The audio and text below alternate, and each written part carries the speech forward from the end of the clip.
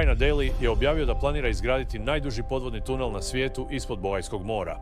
Novi zadivljujući podmorski tunel koji je izgradila Kina šokirao je svijet. Dublje je od bilo kojeg autocestovnog tunela u SAD-u. Toliko je veliko da je teško shvatiti veličine 600 nogometnih igrališta. Ovo golemo gradilište je mjesto gdje se gradi tunel koji obara rekorde. Duže od nekih podzemnih željeznica i proteže se ispod nekih od geološki najrizičnijih mora na svijetu. Novi kineski podmorski tunel nije samo ekstreman. On je pokazatelj gole ambicije. Pa što se krije ispod Bohaj mora? Nisu to mitovi, nisu glasine, već projekt tunela toliko golem da djeluje gotovo nemoguće.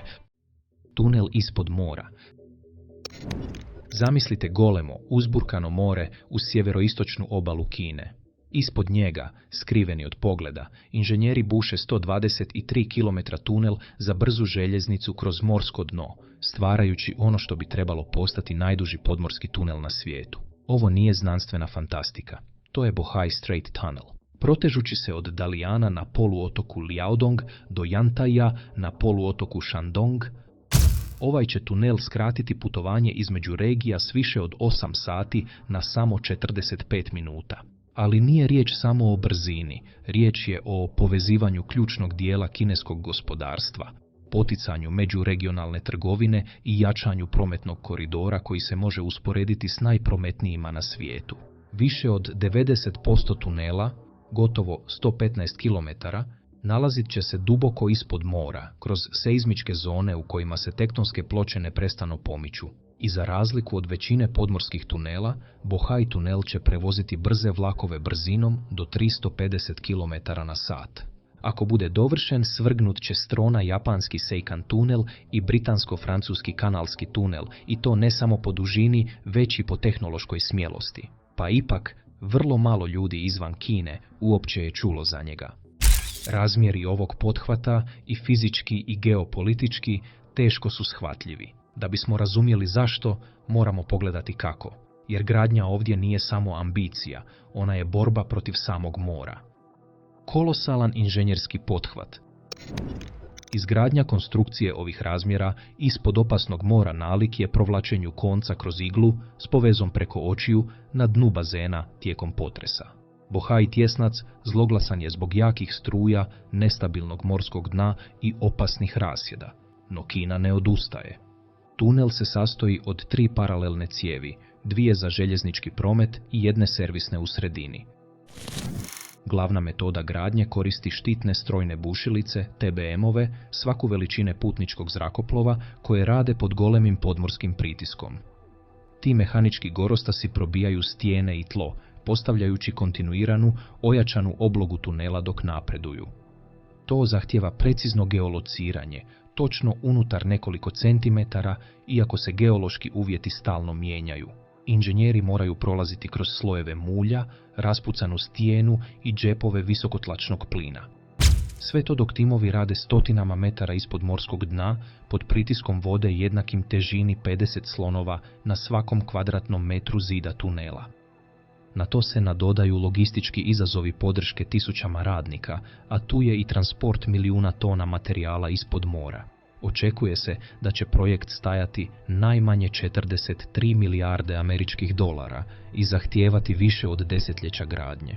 Sam opseg i opasnost naveli su neke stručnjake da ga nazovu slijetanje na mjesec tunelskog inženjerstva, a Kina ga i sama tako vidi, kao vodeći infrastrukturni projekt osmišljen da pokaže njezinu tehnološku moć na svjetskoj sceni.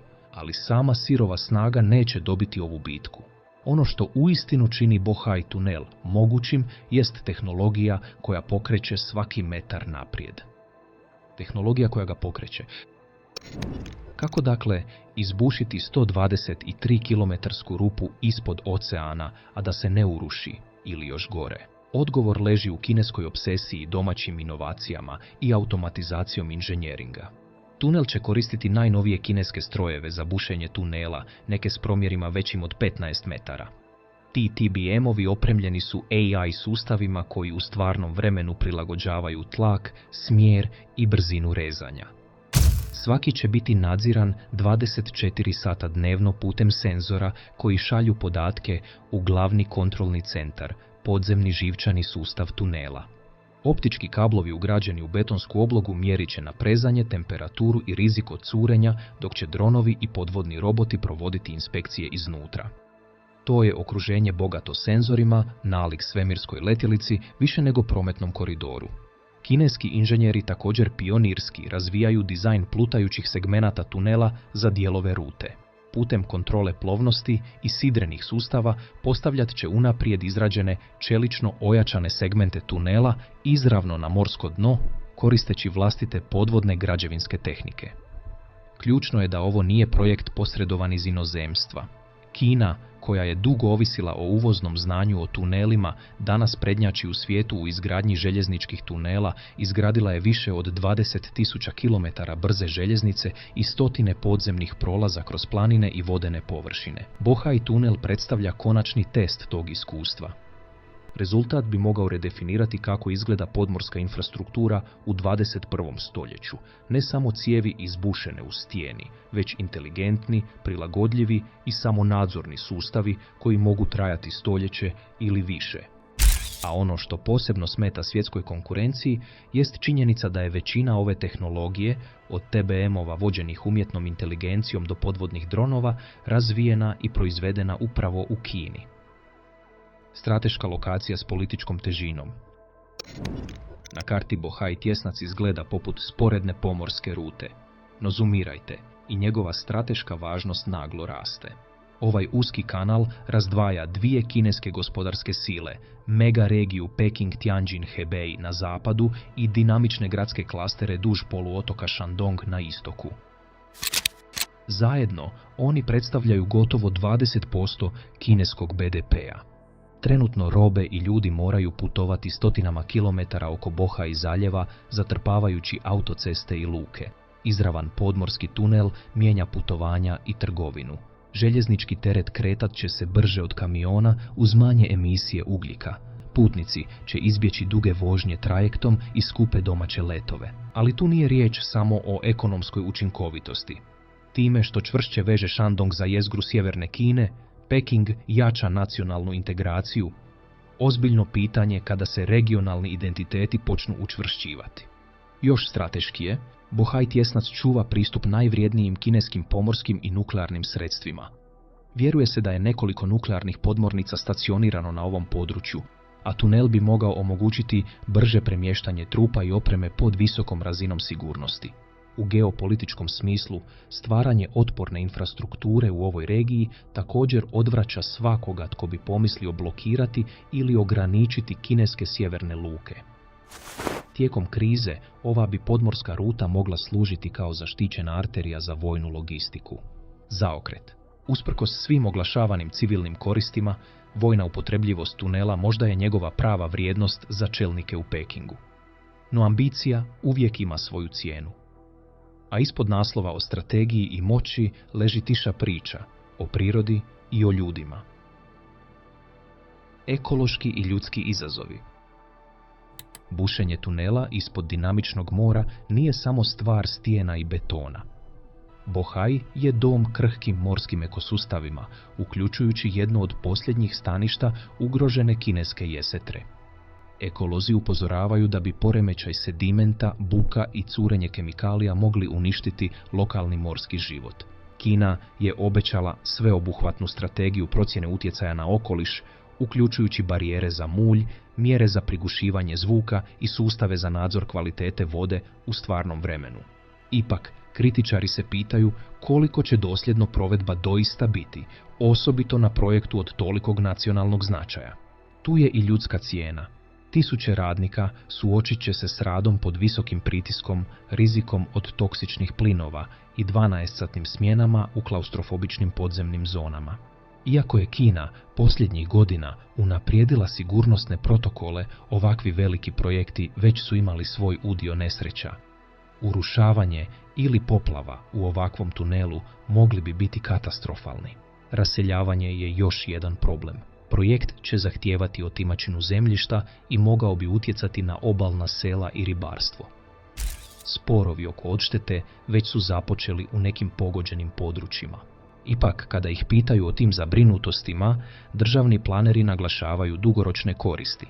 Poboljšani promet, otvaranje radnih mjesta i čak brži regionalni odgovori na hitne situacije predstavljaju se kao protuutež okolišnim i društvenim troškovima.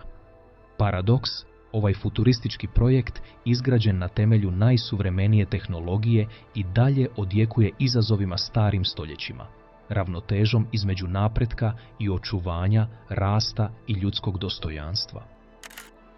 Što to znači za Sjedinjene Američke Države i svijet? Većina Amerikanaca ne može ni zamisliti tunel ovako dug, dubok i složen ispod američkih obala. Jer ništa slično ne postoji, niti se ozbiljno razmatra. Najduži američki podmorski tunel, ruta Seattle-Bainbridge, dug je jedva 4 km. Prijedlozi za sjeveroistočni Maglev ili tunel kroz Beringov tjesnac ostaju tek puste želje. Nasuprot tome, Kina gradi tunele 30 puta duže ispod još opasnijeg terena. To ističe jaz, ne samo u infrastrukturi, već i u viziji i političkoj volji. Ono što Kina vidi kao ujedinjujući megaprojekt, Amerikanci često uguše u ekološkim revizijama, sudskim tužbama i stranačkim podjelama. Kineski tunel također simbolizira budućnost u kojoj infrastruktura gradi meku moć. Ako bude uspješno dovršen, postat će nacrt za slične projekte diljem Azije i Afrike, regija u kojima Kina već izvozi svoje znanje kroz inicijativu Pojas i put. Implikacije su goleme.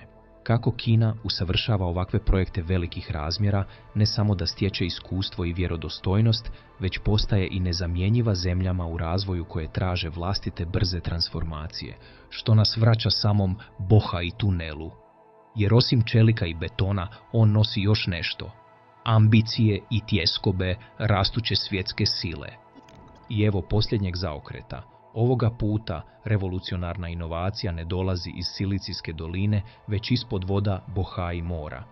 Bohai tunel uskoro bi mogao prevoziti vlakove, teret i ljude ispod nemirnog mora, ali nosi i mnogo više. U njegovim se dubinama kriju ambicije, strahovi i budućnosti jedne rastuće svjetske sile. Hoće li ostatak svijeta slijediti ili ostati u njegovom tragu?